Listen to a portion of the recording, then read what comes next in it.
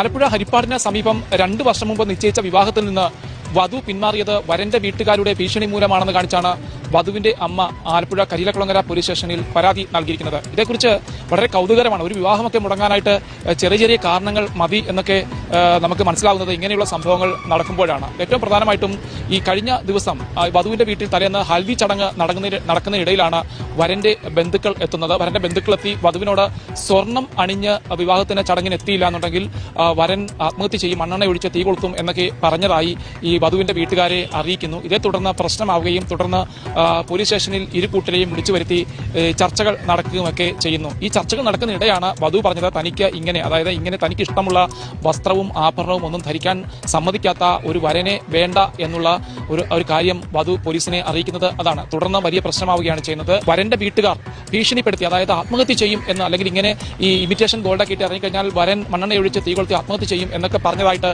ഈ തലേന്ന് വന്ന് പറയുമ്പോഴാണ് ഈ പ്രശ്നം രൂക്ഷമാകുന്നത്.